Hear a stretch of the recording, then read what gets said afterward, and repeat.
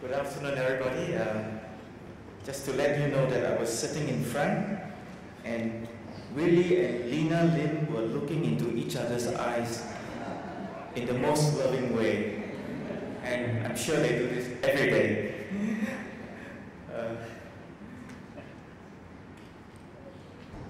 Let me just pick up on Melissa's idea of change begins with me and the relationship between personal and social transformation. I think I can say that I totally agree. But I also want to say that perhaps in the Singapore context, and perhaps in human history, especially in recent modern times, this is existentially more challenging. And it's a precondition for changing values that we deal with this existential kind of challenge. For a conference entitled Singapore Dreaming in 2015, I think it's appropriate to recall that 20 years ago, in 1995, Kwok completed writing and produced his play Descendants of the Eunuch Admiral. And Ong Kim San produced it in English in June and Bao Kun in Chinese that year. These are the opening words of the play. I have come to realize of late that dreaming has become the center of my life. Yes, dreaming all by myself, alone, painfully alone, and floating away. But this loneliness is a potent one. It is an inviting loneliness. There is a vast space all around me, endless, haunting, unknown, but promising and seemingly reachable. I have a fear of the unknown, and yet this fear is also part of the yearning to depart, to leave the place I'm so used to, even when I know what I'm going away from is a terrible insanity. Yes, every day I long to return to my nightly unknown. Was he also like this? He meaning the eunuch admiral, Zheng He. Was he also like this? Was he also like this when he was sailing across the vast ocean in the dark of the night, looking into the eerie distance, alone at sea, forgetting at least for the moment the insanity forced upon him, forgetting the pain created in him by the removal of his manhood.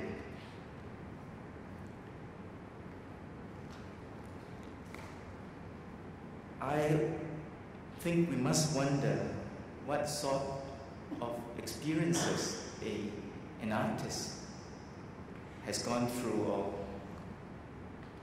goes through to create those lines and to create that play.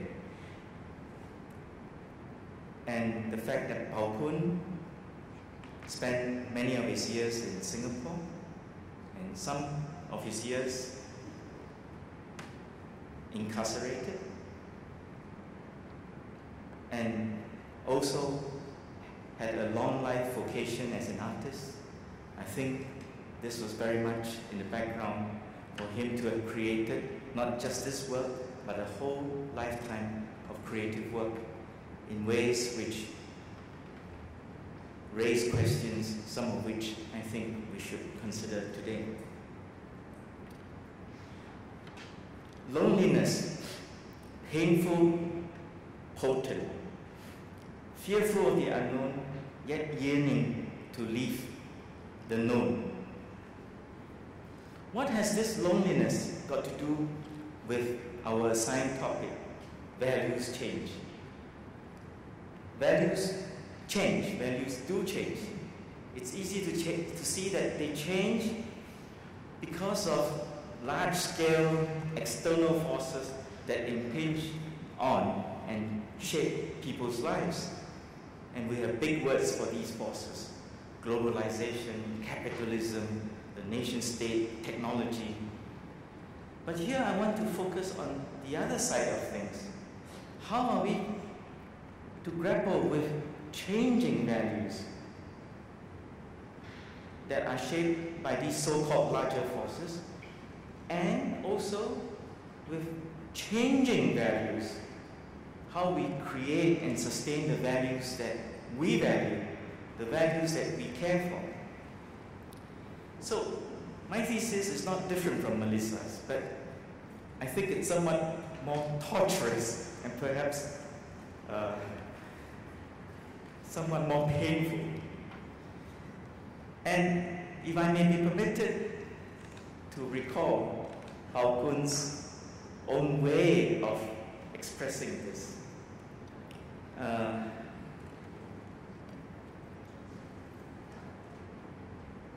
Woon spoke about a particular dilemma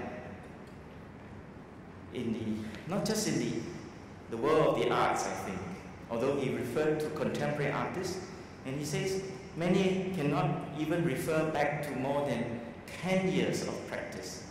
How much further do they look into the future? They do something and they go away. And I think you see a note of frustration when Woon said this in a particular forum I think in the year 2000. I want to ask, who are you and where are you coming from? What is your stake in this action? You may be very hot. I suppose he means passionate. You may be very hot today, but tomorrow I don't see you anymore. How can I work with you? Do you stake your interests in your actions? 2 weeks later, I don't see this person anymore. I think that's, to me, the essence of my dilemma. I think this is common to probably all artists working in Singapore. Maybe this statement is too absolute to make, but how does one create a sense of self in this huge system? When you call this the capitalist system, I simply don't know how to deal with this. Does anybody know how to deal with that? I don't think I can create an alternative to that before I begin to make sense of myself and the kind of art I intend to do. This is the biggest problem. It is as real as walking the next step. If I don't think about making the next step and ask questions of such fundamental significance, I just can't deal with the government in any way. I don't have the strength or energy because I haven't done my own work. I just respond to what they do to me. And in the same forum, Woon said something about artists. Artists making us aware of the realities that are not right. To try and nurture the ability outside of that system is the hardest thing to do. The next hardest thing is to try and associate your individual autonomy with other people and form a larger unit. And Woon talked about things will never go away. When people just complain about the system, you make yourself a part of. All the complaining you do is actually premised on an unconscious acceptance of the system, that the system will be there to look after me. So I have the leisure and pleasure to complain and do oppositional things, and in the end, I am still part of the system. This is the thing that eats into our very existence. In the end, it will probably subvert the autonomy we have built in the first place. I think this is the hardest thing to deal with. You notice in many of our forums, we speak of a system.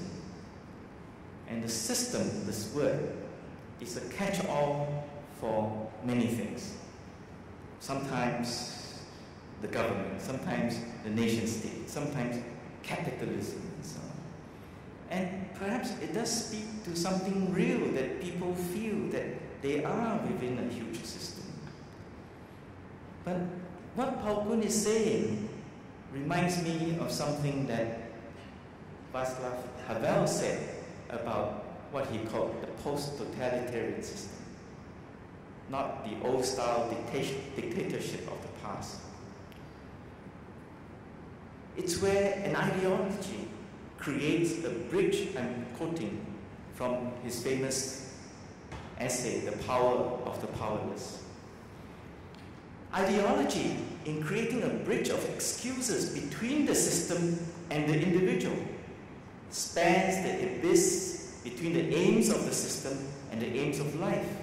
It pretends that the requirements of the system derive from the requirements of life.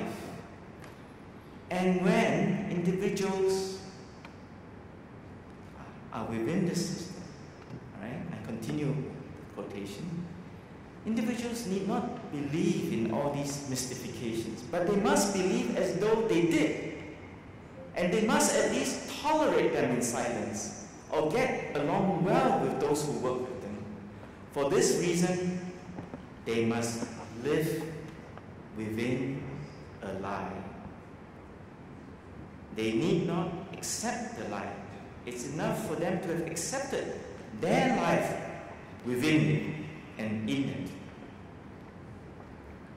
Their life with it and in it. For by this very fact, individuals confirm the system, fulfill the system, make the system, are the system.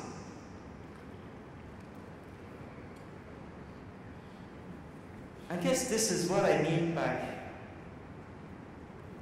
for want of a better term, the kind of existential challenges that we as artists, intellectuals, citizens have to deal with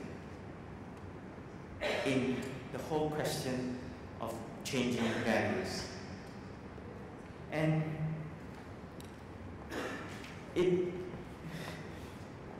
perhaps what has been said has an echo in a very common, basic social psychological concept called cognitive dissonance. And I just remember here that Imran yesterday spoke about dissonance, dissonant retellings in the phases of history, of a 700-year history. How do we deal with dissonance? In the first place, to use a popular definition, dissonance is a state of tension that occurs when a person holds two cognitions, whether it's ideas, attitudes, beliefs, opinions, that are psychologically inconsistent. Dissonance produces mental discomfort, ranging from minor pangs to deep anguish. And you can see we are led to avoid having to experience such dissonance, and we sometimes screen out information, ignore certain evidence, downplay, or maybe even rationalize in ways. We find all kinds of ways to reduce our dissonance. Some people say that corporate social ethics is a good way for capitalists to reduce dissonance, assuming that they have dissonance in the first place. And actually, it gets to be a little more complex than that. Apparently, according to some research using magnetic resonance imaging, MRI, the brain processing of dissonant or consonant information is captured by MRI in some studies by neuroscientists. And I quote, neuroscientists have found that the reasoning areas of the brain virtually shut down when participants were confronted with dissonant information. And the emotions circuits of the brain lit up happily when consonance was restored.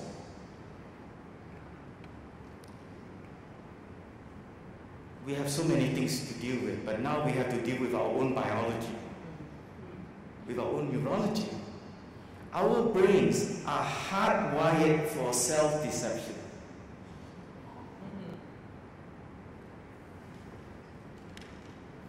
Now, can we do things about our brains? And this sort of raises a whole new take on the whole question of nature and nurture and so on.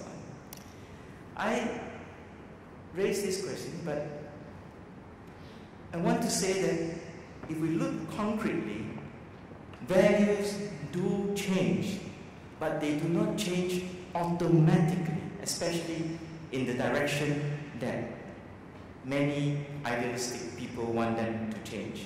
But they do change over time. And are there ways that we can see this change qualitatively, even in a place like Singapore? The answer is yes. If one wants something more numerical in terms of indicators, voting is one such indicator, in spite of whatever misgivings or one may have about the Constitution and the voting system. The last general election was called a watershed election for certain reasons, and there's all kinds of talk about the new normal after the elections, which some people have questioned whether how new is the new normal and whether the old normal still remains and so on. But just look at a few examples about values change. True, they took a long time in the making. The treatment of foreign workers, still far from ideal. It took years to even talk about and institute a day off for domestic foreign workers. Housing conditions for workers. Things seem to have improved. Did it have to take a riot for it to happen? And even before the riot, there were civil society groups who were looking into the living conditions of foreign workers. Another example, the death penalty, which is not necessarily an issue which anyone or everyone even in this room would agree with. And yet, there was a change in 2012 with the death penalty regime for drug trafficking. Those changes did not happen automatically. They did not happen through the largesse of the state. Even the state had to talk about the changing values and expectations of society as society evolves and matures. Even though it is not quite recognized and acknowledged that there was significant civil society activism that contributed to what may be called the moral climate in the public debate regarding the death penalty. So, I want to make a few more observations about what's happening in Singapore today. We spoke of, in the last session, the public sphere. Kian Seng was saying there's not much of a public sphere to speak of, and it's stunted. In some ways, it's denied. But is the public sphere something that is there or not there? Is hope something like there or not there, existing or not existing? Or is it something that we create? is it a void that can be filled? The way that void decks in Singapore are filled by very human kind of phenomena, from death to weddings.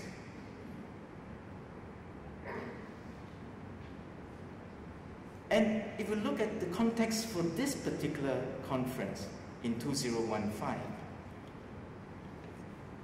in some ways, it is the continuation of conversations which certainly went back at least to the mid-1990s. I think Wan Ling has quoted from some of those forums that we all had a great time.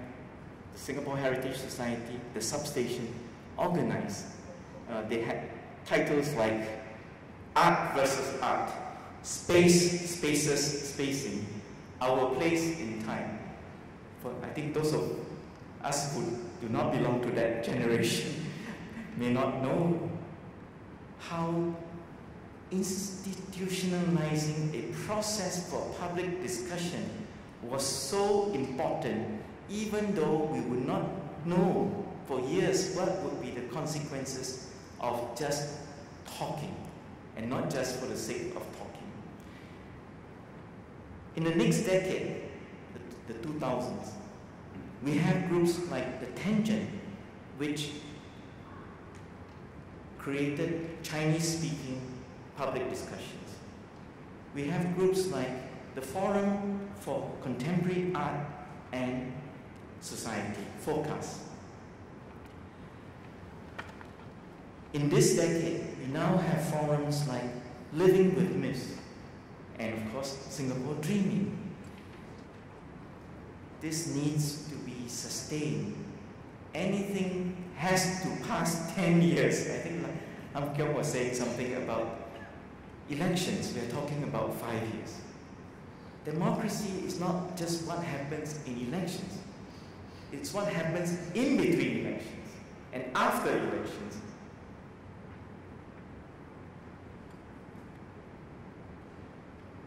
We talk of values change, but it's also important to talk about values continuity and consolidation. And currently, we see a hunger, a thirst for listening, for articulating, for reflecting. Today is yet another example of that. And if we talk about values, we are also talking about something intergenerational. In this room alone, the age group range from the late teens to the 80s. You find very few such forums, certainly not in the university, right? And very different kinds of forums. So there's this idea of sustained ongoing dialogue, which we may not be sure where it leads, but it will lead somewhere. It will lead somewhere if there is intergenerational discussion going on involving different groups, not just age groups, but even language groups, ethnic groups, religious groups, cultural groups, and so on. And last but not least, while we have exemplars, including exemplars like Po Pao Kun, who are no longer with us, we also need the building up of social movements. I think it's very hard to imagine that some of the constitutional changes that someone like Alex is trying to define and articulate, that it will take place in such a short span of time. And I know, as Lord Keynes once said, in the long run, we will all be dead. And this is why perhaps Alvin's way of dealing with his dissonance is to say, I'm going to do my best, if I can paraphrase him. I'm going to deal with what's in front of me. I'm going to negotiate for the best possible outcome that can bring about new audiences, new creative works being shared with more and more people. and there has to be things after me. And in a way, that's one way of looking at it. And when Alvin spoke, after he spoke, I saw him and we're talking about whether this is actually a cop-out. Because could there be things which really we do not have so much time to change because there is a sense of urgency? Because if we don't, it will come back to haunt us in even more dramatic ways.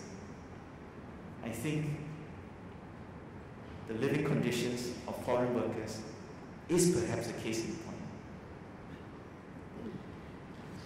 Now, I would like to say something about Bukit Brown. Values change is also about continuing a conversation with the dead. The dead who cannot speak, but who have left behind certain kinds of things. In this case, tombstones and a site which has increasingly meant more and more to Singaporeans and even non-Singaporeans, just residents in Singapore, including those who have never known the existence of the place, but got to know it and its history only after civil society activism has become more intensified about it. Today, in my presentation, values change is also part of this conversation with the dead, with the living.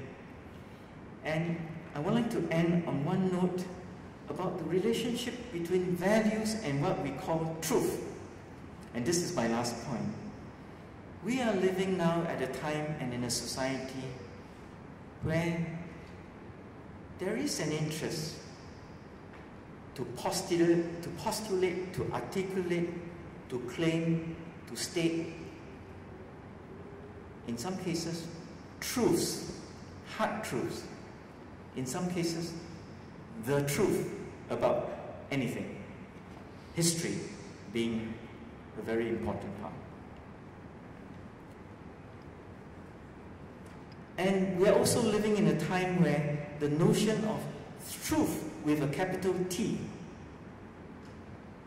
is easily questioned, and many of us could be cynical about truth in general. And on the other hand, there are also pressures of one sort or another for truth claims to be posited along the lines of the truth without the possibility of error. And in such an environment, it's either the truth or the unknown, which also means, for many of us, the fear of the unknown. The unknown, the unsaid, the unsayable, the unnamed, the unnameable. And I've come to a very simple, perhaps simplistic formulation. Truth without the possibility of error.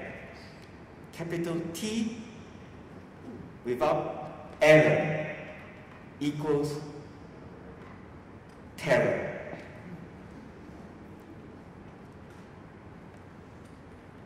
And there is already so much terror in the world that we have to deal with. And perhaps I now come back to Ko Pao Kun to end this. When Pao Kun was in prison, very thankfully, he still had access to literature. And it was literature that in some ways kept up his spirit. And if I may be permitted to just tell it like it is in his own words. Sorry, as you can see, I marked up too many pages of PowerPoint. Actually, I got it in my head, so I don't have to. PowerPoint spoke about literature being that, I'm paraphrasing, being that sphere where the most complex aspects of human life can be thought about, can be debated, can be articulated. And he ended with the words, and this is why I consider the denial of reading materials to be the worst criminal form of human rights abuse. Now, we are living in a time too that we can be more than thankful that whatever we say about censorship, we have access to literature and the arts, and we continue not only to enjoy and engage with art, but also to create art. Thank you very much.